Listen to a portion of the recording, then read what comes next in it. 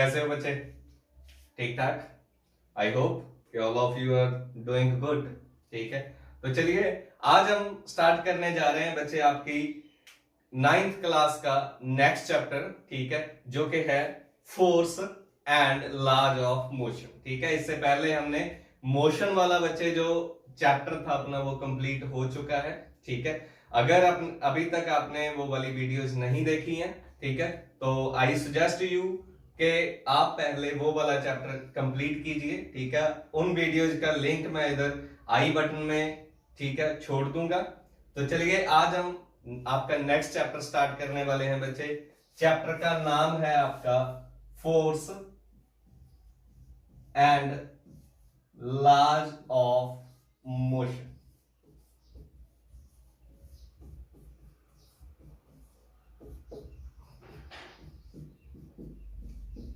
ठीक है, force and laws of motion. ठीक है, तो अगर आपको याद हो बच्चे, हमने जो लास्ट चैप्टर किया था मोशन वाला, ठीक है, आपने नोट किया होगा कि हमने मोशन के बारे में पढ़ा, मोशन के जो पैरामीटर जो होते हैं उनके बारे में पढ़ा।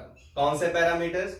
जैसे डिस्टेंस हो गया, डिस्प्लेसमेंट कर लिया हमने, स्पीड, वेलोसिटी, एक्सेलरेशन, ये वाली चीजें की थी जो कि किसी बॉडी के मोशन को डिस्क्राइब करती हैं। ठीक है, और लेकिन हमने कहीं पे भी बच्चे फोर्स की बात नहीं की। ठीक है, हमने कहीं भी उस चैप्टर में फोर्स की बात नहीं की। उसका रीजन क्या है? ठीक है, ये दो अलग अलग ब्रांचेज बन जाती हैं बच्चे फिजिक्स की। ठीक है, फिजिक्स की अलग अलग ब्रांचेज हैं ये। फोर्स होता क्या है? ठीक है, आपने देखा होगा कि मोशन, कभी भी किसी भी बॉडी का जब मोशन होता है तो वो हमेशा किसी ना किसी फोर्स की वजह से होता है। ठीक है, कोई भी बॉडी अपने आप मूव करना स्टार्ट नहीं कर सकती जब तक उसके ऊपर कोई ना कोई फोर्स ना लगे। ठीक है, तो एक्चुअल में है क्या जो फोर्स है? फोर्स है क्या? This is the cause of motion. क्या है ये? Cause of motion. ठीक है, मोशन को कॉज करता है। ठीक है, मोशन फोर्स के बिना नहीं हो सकता कभी भी। तो दो ब्रांचेज जो मैं आपको बता रहा था, ठीक है, एक मोशन वाला चैप्टर किया, लेकिन उसमें हमने कॉजेज नहीं पढ़े मोशन के, सिर्फ मोशन के बारे में पढ़ा, हमने उसके कॉज के बारे में कुछ भी नहीं पढ़ा। यहां पे हम मोशन के बारे में भी पढ़ेंगे और उसके कॉजेज के बारे में भी पढ़ेंगे। ठीक है, जो कि मोशन को कॉज करता है, मतलब फोर्स के बारे में पढ़ेंगे। तो ये दो अलग अलग ब्रांचेज हैं। जो हमने लास्ट चैप्टर किया था मोशन, ठीक है, वो आता है बच्चे ब्रांच काइनेमैटिक्स में। कौन सी ब्रांच है? काइनेमैटिक्स। ठीक है, और जब ये वाला चैप्टर कर रहे हैं, ये है फिजिक्स की ब्रांच डायनामिक्स। ओके, काइनेमैटिक्स में हम मोशन को स्टडी करते हैं विदाउट कॉजेस। ठीक है, study of motion of bodies without its causes. Okay, तो जो डायनामिक्स है इसमें हम क्या करेंगे? हम मोशन को पढ़ेंगे बच्चे, मोशन विद कॉजेस। ठीक है, मोशन विद कॉजेस, तो ये डायनामिक्स के अंदर आता है, और जो लास्ट चैप्टर था मोशन वाला वो काइनेमैटिक्स के अंदर आता है। ठीक है, वैसे ये जो दोनों ब्रांचेज हैं ये आती हैं बच्चे अंडर द ब्रांच मैकेनिक्स। ठीक है, मैकेनिक्स इनकी मां है, ये उसकी बेटियां हैं दोनों। ठीक है, और एक और भी बेटी है, ठीक है, जिसके बारे में अभी आपको नहीं बताया। ये दो तो ये है, ठीक है, और एक थर्ड भी है स्टैटिक्स। स्टैटिक्स, ठीक है, स्टैटिक वर्ड से ही पता चलता है, we study about bodies at rest. ठीक है, तो मैकेनिक्स मदर है, ये उसकी तीन बेटियां हैं, स्टैटिक्स, काइनेमैटिक्स और डायनामिक्स। ठीक है, आप इनके नाम रख लीजिए। Mechanics M for mother, S Sita, K से क्या रखोगे? किटी, डी से कोई रख लो नेम यार, डेजी रख लो। ठीक है, तो ये तीन नाम है आपकी ब्रांचेज के। ठीक है, चलिए इसके बाद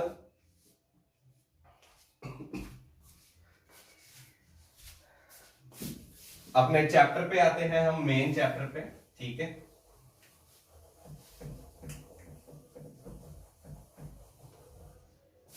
चलिए, पहली चीज है फोर्स, ठीक है। फोर्स होती क्या है, सबसे पहले हम पढ़ेंगे बच्चे व्हाट इज फोर्स, ठीक है। फोर्स क्या होती है? फोर्स बच्चे अगर बिल्कुल सिंपल वर्डिंग में हम बताएं ना, ठीक है, मान लीजिए कोई साइंस बैकग्राउंड का बंदा नहीं भी है, उसको भी अगर समझाना हो तो ठीक है, क्या बता सकते हैं हम? पुश और पुल ऑन एन ऑब्जेक्ट, ठीक है। पुश और पुल ऑन एन ऑब्जेक्ट, बस यही है फोर्स। किसी बॉडी को हम पुल करते हैं या फिर उसको पुश करते हैं तो हम उसके ऊपर फोर्स लगा रहे हैं, ठीक है। अब ये पुश और पुल ये क्या है?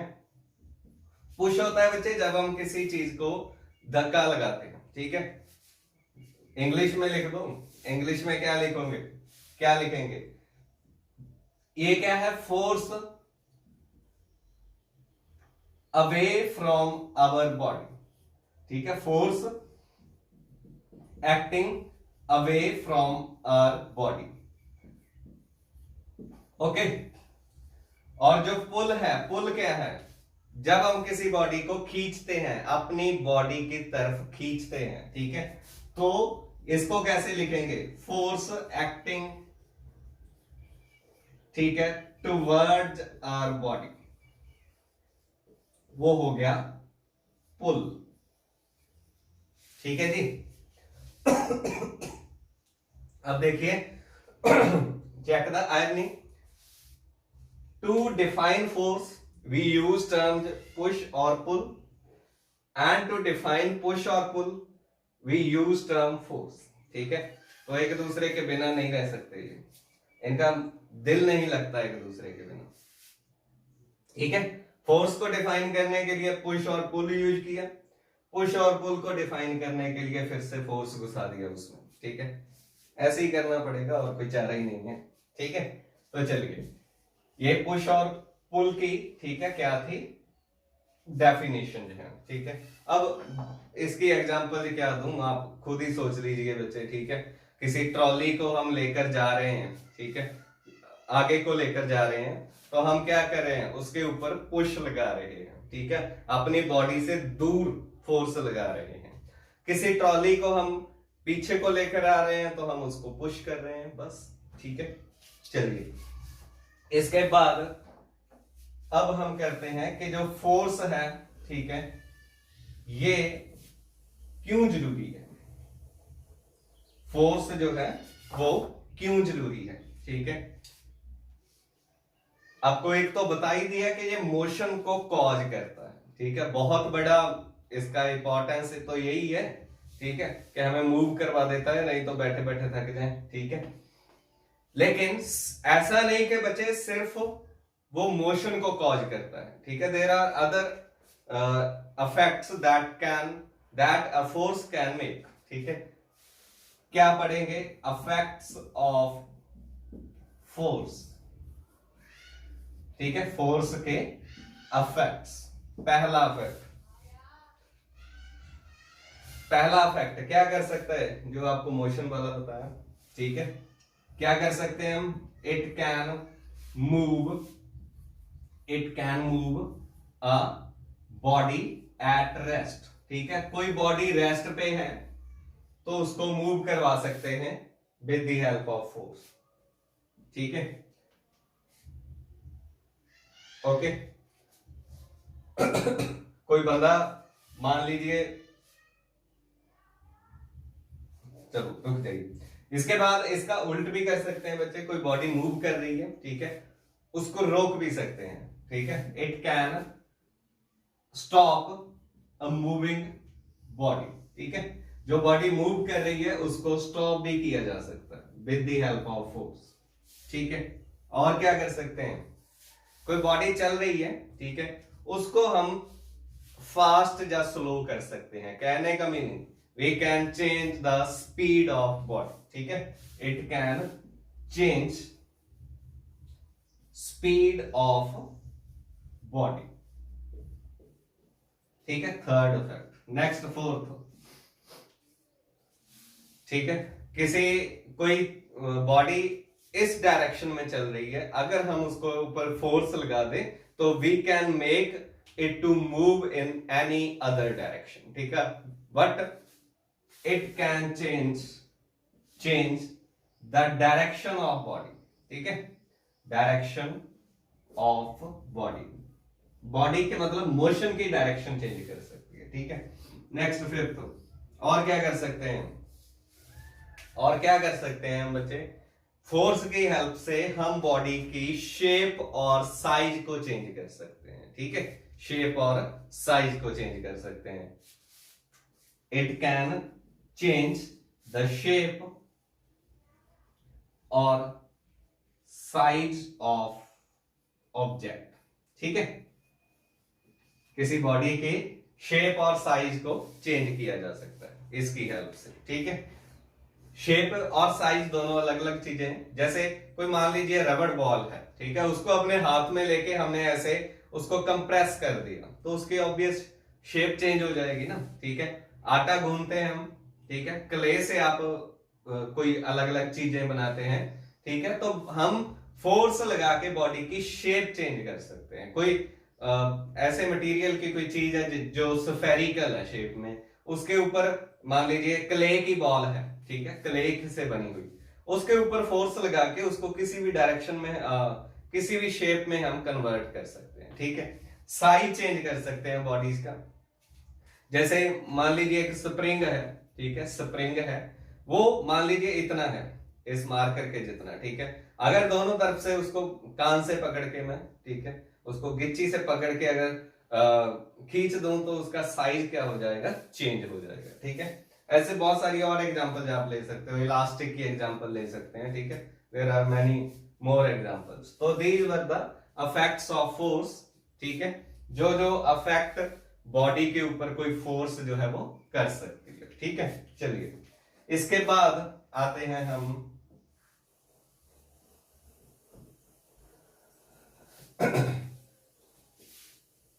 Balanced and unbalanced forces.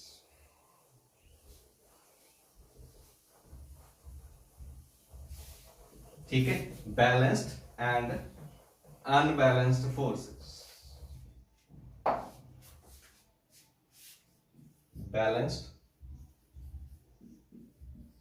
And unbalanced forces. Okay, तो बैलेंस्ड एंड अनबैलेंस्ड फोर्सेस क्या है बच्चे? ठीक है, कुछ कुछ नेम से ही आपको क्लियर हो गया होगा। बैलेंस्ड फोर्सेस, ठीक है, वो फोर्स होती है जो एक दूसरे को बैलेंस कर दे बच्चे। ठीक है, बैलेंस कर दे। अनबैलेंस्ड जो एक दूसरे को बैलेंस ना करे। ठीक है, तो है क्या बैलेंस्ड फोर्सेस क्या है? दीज आर द फोर्सेस, ठीक है, या फिर हम बोलते हैं forces acting on a body, acting on a body are called, are said to be balanced. ठीक है, उनको बैलेंस्ड बोल सकते हैं हम, लेकिन कब बोल सकते हैं? If there net affect is 0। ठीक है, हमने बोला था ना कि फोर्स काफी सारे इफेक्ट्स प्रोड्यूस कर सकती है बॉडी में। तो अगर फोर्स लग भी रही है और कोई इफेक्ट भी नहीं हो रहा, इसका मीनिंग क्या है बच्चे? इसका मीनिंग है कि नेट फोर्स जो है, ठीक है, वो 0 है। वो कौन सी फोर्सेस बन गई? Balanced forces. ठीक है, जैसे एक एग्जांपल के लिए, ये एक बॉडी है, सरफेस के ऊपर पड़ी हुई है, इसके ऊपर इधर से फोर्स लग रही है, मान लीजिए 5 यूनिट्स। ठीक है, और सिमिलरली इधर से फोर्स लग रही है 5 यूनिट्स। ठीक है, 5 यूनिट्स। तो होगा क्या, क्योंकि दोनों फोर्सेस एक ही मैग्नीट्यूड की है, मैग्नीट्यूड में सेम है, लेकिन उनकी डायरेक्शन ऑपोजिट है बच्चे। ठीक है, आप खुद सोचिए, इधर से भी फोर्स लगा रहे हो आप किसी बॉक्स पे, इधर से भी, तो उसके ऊपर कोई इफेक्ट नहीं होगा। ठीक है, क्यों? क्योंकि these forces cancel out each other being equal and opposite to each other. ठीक है, दोनों एक दूसरे को कैंसल आउट कर देंगी। तो नेट फोर्स क्या हुई हमारे पास? ठीक है, नेट फोर्स क्या आ गई? 5 प्लस -5। ठीक है, क्योंकि डायरेक्शन ऑपोजिट है तो 0 फोर्स। इसी 0 नेट फोर्स को हम बैलेंस्ड फोर्स बोलते हैं। ठीक है, तो अनबैलेंस्ड क्या होगी? अनबैलेंस्ड क्या होगी? इसका उल्टा आ जाएगा, सारा कुछ same. Force acting on a body, ठीक है, are said to be unbalanced. यहां पे क्या लिखेंगे? अनबैलेंस्ड कब? इफ देर, इफ सॉरी यहां पे देर दूसरा आना था बच्चे, इफ देर। ठीक है, if there net effect is 0, if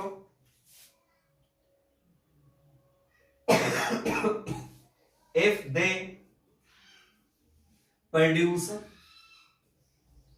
any effect on the body, effect on the body। ठीक है, अगर वो कोई ना कोई इफेक्ट प्रोड्यूस कर रही है बच्चे बॉडी के ऊपर, तो वो अनबैलेंस्ड फोर्स होगी। ठीक है, क्यों? क्योंकि अब दोनों, जैसे इसी एग्जांपल में हम मान लीजिए, ठीक है, इधर से फोर्स लगाई 5 यूनिट्स, इधर से कम कर दी 2 यूनिट्स लगा रहे हैं। ठीक है, तो क्या होगा? तो इधर वाली फोर्स कम है तो मतलब इसका इफेक्ट ज्यादा होगा। ठीक है, चाहे दोनों ऑपोजिट डायरेक्शन में है लेकिन वो कैंसल आउट नहीं होगी बच्चे। ठीक है, they will not cancel out each other. ठीक है, क्योंकि इधर से फोर्स जो है वो ज्यादा लग रही है, इसीलिए बॉडी जो है वो इस साइड को मूव करेगी। ठीक है, मतलब बॉडी के ऊपर कोई ना कोई नेट इफेक्ट जो है वो हो रहा है। ठीक है, तो दीज आर अनबैलेंस्ड फोर्सेस। अब पता चल गया होगा आपको कि कोई भी इफेक्ट प्रोड्यूस करने के लिए, चाहे बॉडी को मूव करवाना हो, चाहे उसको रेस्ट में लाना हो, चाहे उसकी स्पीड चेंज करनी है, चाहे डायरेक्शन चेंज करनी है, या फिर चेंज करना है हमें उसका शेप और साइज। ठीक है, तो we always require what? We always require unbalanced forces. Okay, चलिए, तो इसके बाद आते हैं बच्चे हम, दिस वाज अबाउट फोर्सेस। ठीक है, फोर्सेस। इसके बाद हमने पढ़ना है बच्चे इसके बारे में, जो दूसरा पोर्शन है हमारा। चैप्टर का नाम क्या है? Force and laws of motion. ठीक है, फोर्स के बारे में काफी कुछ पढ़ लिया हमने। इसके बाद हम चलते हैं प्यारे प्यारे और दुलारे लॉज ऑफ मोशन के पास। ठीक है, जिन्होंने ये सारी फिजिक्स, ठीक है, इन्हीं के सर पे खड़ी है बच्चे, लॉज ऑफ मोशन के ऊपर। जितनी भी क्लासिकल मैकेनिक्स है ना, वो सारी की सारी बेस्ड है upon the Newton laws of motion. ठीक है, तो यही है जिन्होंने दिमाग खराब कर रखा है आपका। चलिए, laws of motion.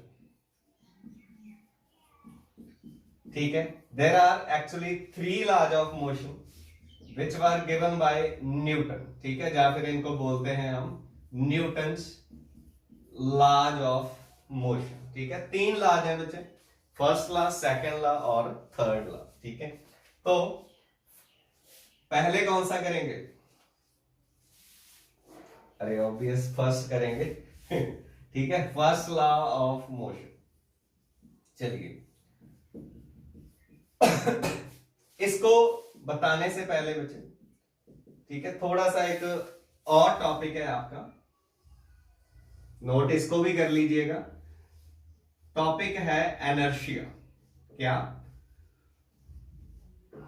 Inertia, INERTIA, inertia. ठीक है, अब ये एनर्शिया का मीनिंग क्या होता है बच्चे?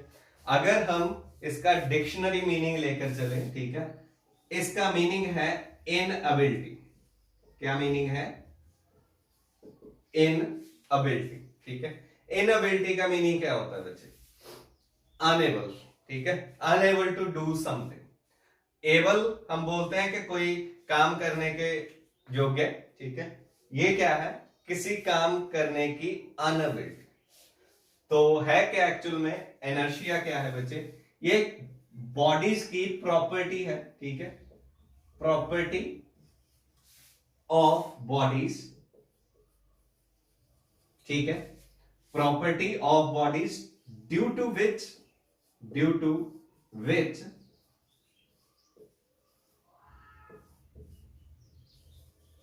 the bodies are unable to change its state of rest or uniform motion bodies लिखा है तो देयर लिखेंगे, change their state of rest, ठीक है, their state of rest or uniform motion by themselves, ठीक है। Property of bodies due to which the bodies are unable to change their state of rest or uniform motion on their own, ठीक है। क्या meaning है बच्चे? कोई भी body, ठीक है, बॉडीज की वो प्रॉपर्टी जिसके कारण वो अपने आप, ठीक है, अपने आप अपनी स्टेट ऑफ रेस्ट या फिर स्टेट ऑफ मोशन को चेंज नहीं कर सकती, ठीक है। उसके लिए क्या है? हमें बाहर से कुछ ना कुछ एफर्ट लगानी पड़ती है, ठीक है। हम देखते ही हैं ये चीजें हम अपने डेली लाइफ में। कोई चीज अगर रेस्ट पे पड़ी हुई है, ठीक है, मान लीजिए बुक पड़ी हुई है टेबल पे, रेस्ट पे है, तो अपने आप वो कभी मूव नहीं करेगी, ठीक है। क्यों? ड्यू टू एनर्शिया, ठीक है, ड्यू टू एनर्शिया।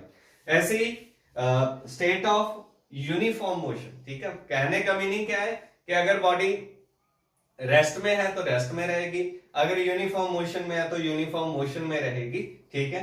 वो अपने आप अपनी स्टेट को चेंज नहीं कर सकती, ठीक है। देखते हैं ये हम मोशन वाला नहीं देखा होगा, है ना।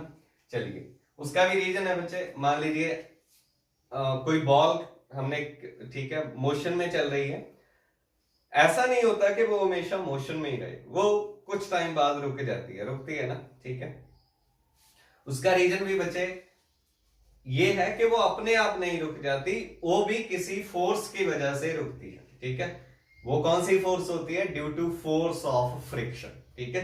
फोर्स ऑफ फ्रिक्शन जो बॉडी के मोशन को अपोज करती है हमेशा, ठीक है। ये वो भी एक तरह की फोर्स होती है, फोर्स ऑफ फ्रिक्शन, या फिर उसको फ्रिक्शनल फोर्स हम बोल देते हैं, ठीक है। तो ये क्या है? इनएबिलिटी ऑफ बॉडी, ठीक है। ये सभी बॉडीज में होती है, ओके। या फिर आप इस चीज को ऐसे भी डिफाइन कर सकते हो कि रेजिस्टेंस, ठीक है, offered by opposition offered by bodies to change their state of rest और यूनिफॉर्म मोशन, ठीक है। कहने का मतलब कि बॉडीज जिस स्टेट में है बच्चे, वो उसी में रहना चाहती हैं, ठीक है। जिस स्टेट में वो है, अगर वो रेस्ट में है तो वो रेस्ट में रहना चाहती हैं, अगर वो मोशन में है तो मोशन में रहना चाहती हैं। वो किसी भी तरह के चेंज को अपोज करती हैं हमेशा, किसके कारण? Due to inertia of motion, ठीक है, inertia of motion.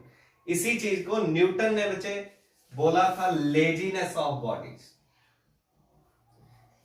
Laziness of bodies, ठीक है।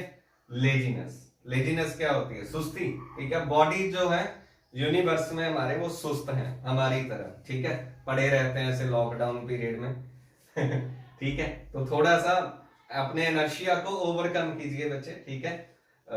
लेट के मत पढ़िए, अपनी नोटबुक साथ में रखिए, ठीक है। नोट कीजिए जो जो मैं आपको लिखवा रहा हूं, ठीक है, क्योंकि सुनना तो देखिए है ही बिल्कुल, ठीक है। नोट किया हुआ आपको ज्यादा टाइम के लिए रिटेन रहेगा, ठीक है। चलिए, लेजीनेस बोला था उसने कि बॉडीज की लेजीनेस, सिंपल वर्डिंग में समझाने के लिए, मतलब वो इतनी सुस्त होती हैं कि वो चाहती हैं कि जैसे चल रहा है यार वैसे ही चलने दो, रेस्ट में पड़े हैं तो आपको क्या तकलीफ है हमारे से, रेस्ट में रहने दो, ठीक है। मोशन में चल रहे हैं तो जोश में होते हैं कि हाँ आप तो मोशन में हैं, अब चेंज नहीं होना चाहिए हमारा, ठीक है। तो वो होता है बच्चे ड्यू टू एनर्शिया, ठीक है, एनर्शिया। चलिए तीन तरह का एनर्शिया है बच्चे, ठीक है। There are three types of inertia, ठीक है। First one is inertia of rest, inertia of rest, second inertia of motion, and third one is inertia of direction, ठीक है। ये तीन तरह के एनर्शिया हैं, रेस्ट, मोशन एंड डायरेक्शन। तो ऊपर वैसे तो हमने सारा कुछ कवर कर ही लिया, इनएबिलिटी है बॉडीज की, इनएबिलिटी, ठीक है। तो इनको भी डिफाइन कर देते हैं। इसमें रेस्ट कैसे लिखेंगे, द इनएबिलिटी ऑफ बॉडी, ठीक है, due to which it is unable to change its state of rest on its own, ठीक है। अपने आप वो रेस्ट वाली अपनी स्टेट को चेंज नहीं कर सकते, ठीक है, यही है। उसको हमने बोल दिया एनर्जी ऑफ रेस्ट। ऐसे ही अगर बॉडी मोशन में है तो वो अपने आप रेस्ट में नहीं आ सकती, वो हो गया उसका एनर्जी ऑफ मोशन। अपने आप बॉडी जो है वो अपनी डायरेक्शन भी चेंज नहीं कर सकती, ठीक है, डायरेक्शन भी चेंज नहीं कर सकती, तो वो हो गया एनर्जी ऑफ डायरेक्शन। ओके, चलिए अब जो एनर्शिया है बच्चे, ठीक है, एनर्शिया जो है इनको आप डेफिनेशन जो अपने आप लिख लेना, ठीक है, बता दिया आपको। एनर्शिया जो है बच्चे वो डायरेक्टली प्रोपोर्शनल है मास के, ठीक है मतलब एक तरह से कैरेक्टरिस्टिक है मास की। मीनिंग कहने का क्या कि बॉडी का मास जितना ज्यादा होगा उसका एनर्शिया भी उतना ज्यादा होता है, ठीक है। इसीलिए बोला जाता है कि अपनी हेल्थ को ध्यान में रखिए, ठीक है, मोटे मत होइए, क्योंकि जितने मोटे हो जाओगे उतना एनर्शिया ज्यादा हो जाएगा, ठीक है, उतनी ही लेजीनेस बढ़ जाएगी आप, ठीक है, रेजिस्टेंस भी बढ़ जाएगी। अगर आपको उठने के लिए बोल दिया तो सुस्त होंगे, फिर बोलोगे कि मेरे से नहीं उठा जाता है, ठीक है, फिर गालियां भी पड़ेंगी चलिए, inertia is directly proportional to mass, ठीक है, मास के डायरेक्टली प्रोपोर्शनल है। बॉडी का जितना ज्यादा मास होगा बच्चे उतनी ही ज्यादा उसका एनर्शिया होगा। फॉर एग्जाम्पल, ठीक है, let me take an iron ball in one hand, ठीक है, and a rubber ball on the other. एक आयरन बॉल ले ली और एक साइड रबर बॉल है, उन दोनों को एक जैसा फ्लिक किया, मान लीजिए एक जैसी फोर्स लगा दी, ठीक है, तो किसके चांसेस ज्यादा हैं बच्चे कि वो मूव कर जाए, ठीक है, या फिर जो जस्ट ज्यादा करे, किसके, आयरन बॉल, सॉरी, अगर मूव ज्यादा की बात करें तो रबर बॉल ज्यादा मूव करेगी, ठीक है, और आयरन बॉल जो है वो तो या तो मूव करेगी नहीं, अगर करेगी तो बहुत कम करेगी। क्यों? क्योंकि उसका एनर्शिया ज्यादा है, मास ज्यादा होने के कारण एनर्शिया ज्यादा होगा, ठीक है, वो ज्यादा एनेबल होगी या फिर ज्यादा रेजिस्टेंस ऑफर करेगी, ठीक है। तो inertia is characteristic of mass, ठीक है। तो चलिए आते हैं अपने फर्स्ट लॉ ऑफ मोशन, ठीक है, फर्स्ट लॉ ऑफ मोशन, या फिर चलिए क्या बताता है हमें first law of motion. It states that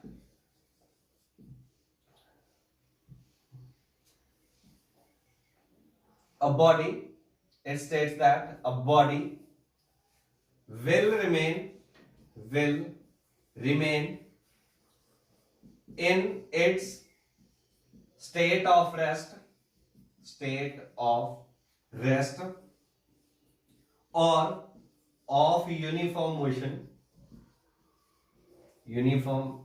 motion, ठीक है, until acted upon by an external force,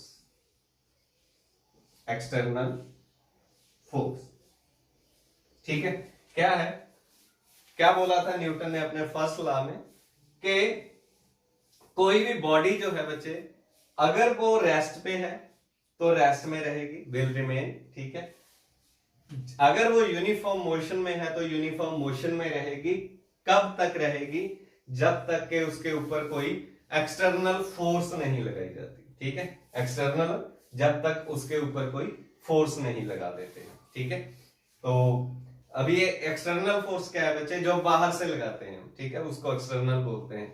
क्योंकि बॉडीज के अंदर इंटरनल फोर्सेस भी होती हैं, ठीक है। इंटरनल फोर्सेस जैसे हर एक बॉडी चार्ज के कारण बनी हुई है बच्चे, तो उन चार्जेस के बीच जो फोर्सेस लग रही हैं, ठीक है, वो वाली न्यूक्लियस के अंदर जो फोर्स लग रही है वो वाली, ऐसे ही जो इंटरमॉलिक्यूलर फोर्सेज होती हैं वो वाली, ठीक है, वो इंटरनल फोर्सेज होती हैं और वो एक दूसरे को कैंसल आउट कर देती हैं हमेशा, तो उनको हम अकाउंट में नहीं लेते।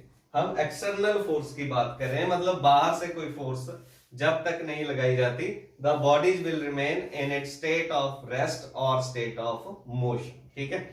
अब यही चीज हम यहां पे नहीं पढ़ी, देखिए इनर्शिया में। इनर्शिया भी तो यही था कि बॉडी अपने आप अपनी स्टेट ऑफ रेस्ट या मोशन को चेंज नहीं कर सकती जब तक उसके ऊपर फोर्स नहीं लगाई जाती, यही था ना, ठीक है। तो ठीक है, इसीलिए बच्चे इस लॉ को we also call law of inertia, law of inertia, ठीक है, क्योंकि इनर्शिया की बात ही यहां पे हो रही है, ठीक है। तो ये है फर्स्ट लॉ ऑफ मोशन, ठीक है। तो इसके बाद इसके बेसिस पे बच्चे कुछ एप्लीकेशन जो है, ठीक है, there are certain application on the basis of first law of motion. मैं ऐसे ही बता देता हूं आपको, ठीक है, अब साथ साथ नोट करते जाइए, सिर्फ पॉइंट्स नोट कर लेना, ठीक है। यही लेजीनेस की बात कर रहे हैं हम।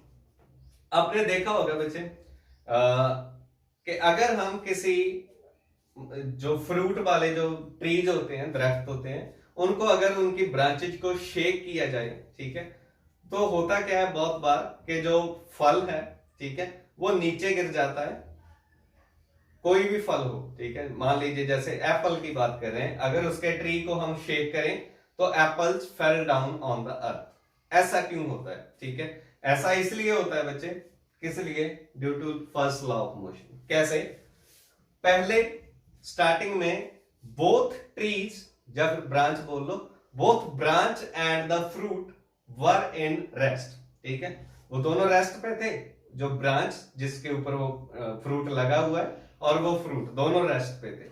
जब हमने शेक किया तो ब्रांच तो मोशन में आ गई, लेकिन जो वो फ्रूट है, ठीक है, that fruit wanted to remain in rest, ठीक है, वो रेस्ट में रहना चाहता है, ठीक है, तो इसीलिए वो अलग अलग हो जाते हैं एक दूसरे से, क्योंकि एक चीज रेस्ट में आ गई, सॉरी, एक चीज मोशन में आ गई, दूसरी रेस्ट पे रह गई, ठीक है।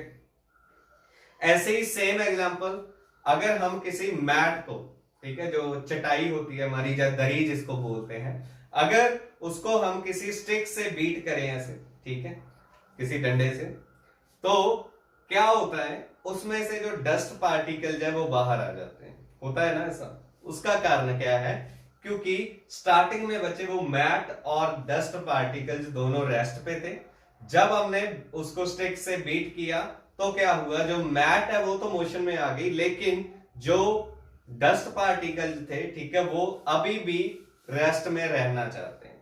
तो एक चीज मोशन में आ गई, एक रेस्ट पे रहेगी, वो दोनों अलग अलग हो गए, ठीक है, एक दूसरे से सेपरेट हो गए। और एक एग्जांपल देखिए, अगर हम किसी बस वगैरह में बैठे हैं, ठीक है, या फिर कोई पर्सन किसी घोड़े पे बैठा हो, ठीक है, हॉर्स राइडिंग कर रहा हो, अगर सडनली, जैसे बस की एग्जांपल ले रहा हूं मैं, बस खड़ी हुई थी, उसमें पैसेंजर बैठे हुए हैं, अगर वो सडनली चल पड़े, बस अगर सडनली चल पड़े, तो क्या होगा, जो पैसेंजर हैं बच्चे वो पीछे को गिरते हैं ऐसे, ठीक है, वो पीछे को गिरते हैं। उसका रीजन क्या है? सेम ही रीजन है, पहले दोनों बस और passengers they were in rest position, ठीक है। आफ्टर सडनली, ठीक है, जब बस जो है वो मूव करना स्टार्ट कर देगी, बस तो मूव करना लग गई, मोशन में आ गई, लेकिन जो पैसेंजर जो है वो due to inertia of rest, ठीक है, वो पीछे को गिरते हैं क्योंकि वो अभी भी रेस्ट में होते हैं, ठीक है। ऐसे ही सेम चीज अगर बस चल रही है, ठीक है, तो दोनों बस और पैसेंजर जो मोशन में है, ठीक है, अगर सडनली ब्रेक लगाए जाए, ठीक है, सडनली बस अगर रुक जाए तो क्या होगा बच्चे, तो क्या होगा, जो पैसेंजर है वो आगे को गिरते हैं, ठीक है, दे फॉल फॉरवर्ड। ऐसे ही घोड़सवार के साथ भी होगा। उसका रीजन भी यही है बच्चे, पहले दोनों मोशन में थे, बस तो रेस्ट पे आ गई जब ब्रेक लगे, लेकिन due to inertia of motion, ठीक है, जो पैसेंजर्स थे, ठीक है, वो आगे को गिरते हैं, ठीक है, वो हमेशा आगे को गिरते हैं। ओके, तो और भी काफी सारी आपको बुक्स वगैरह में मिल जाएंगी ऐसी ही एप्लीकेशन, ठीक है, you can read out. Okay, तो these were the applications of first law of motion, ठीक है। कल हम करेंगे बच्चे सेकंड लॉ ऑफ मोशन, ठीक है, that is very very important, ठीक है, क्योंकि सेकंड लॉ को रियल लॉ ऑफ मोशन बोला जाता है। सेकंड लॉ से हम फर्स्ट लॉ को भी डिराइव कर सकते हैं और थर्ड को भी, ठीक है। तो इन चीजों को रिवाइज कीजिए अच्छे से, ठीक है, बाकी हम कल करते हैं। ओके।